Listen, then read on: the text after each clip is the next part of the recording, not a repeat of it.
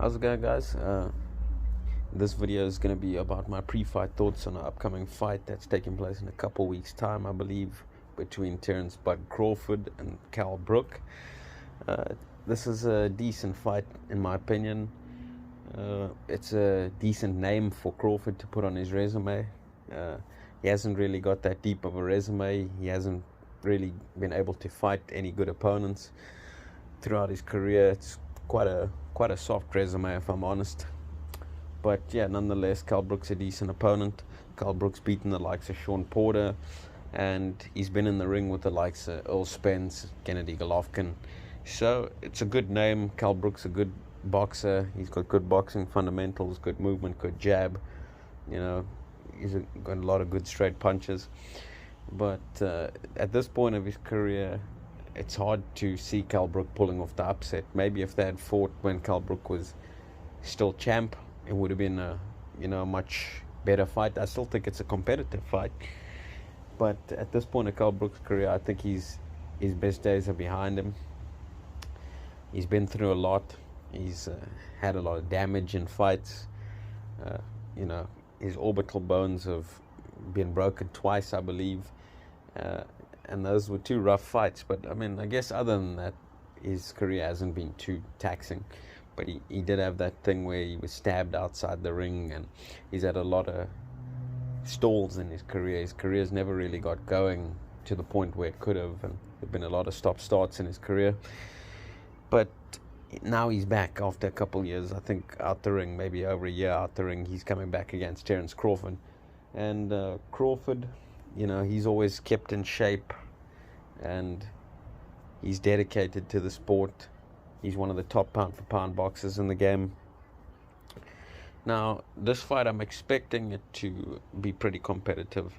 I think Kellbrook will start off pretty good in the fight, similar to how he did against Earl Spence. He was winning that fight early until he started to slow down in the midpoint of the fight. He started getting broken down with body shots, getting walked down, and eventually he took a knee. He couldn't see or something, his orbital bone or something went wrong with his eye again, similar to what happened in the Golovkin fight where he just got trucked over. But I can see this fight playing out similarly to where he starts off well, he's boxing pretty well, and Crawford takes a couple rounds to look at him and make his adjustments. As you know, Crawford, he can box orthodox, he can box southpaw, he can beat you on the outside, he can beat you on the inside. So I think he'll take the first couple rounds to look at what Kellbrook's doing, make adjustments, how to take Kellbrook's jab away, how to cut the ring off on Kellbrook, because I do think Crawford's going to be the aggressor in this fight. I think Crawford has the edge in power, and I think Crawford will make the necessary adjustments to take over the fight by the time we hit the 6th round. I think Crawford will be in control of the fight by the 6th round, and you'll start to see him bulldog Kellbrook to the point where Brook starts fatiguing and starts to almost start looking for maybe a way out in the fight. And I'm not saying Kellbrook doesn't have heart. He has heart. But, I think it's going to get ugly in there. I think it's going to get tough.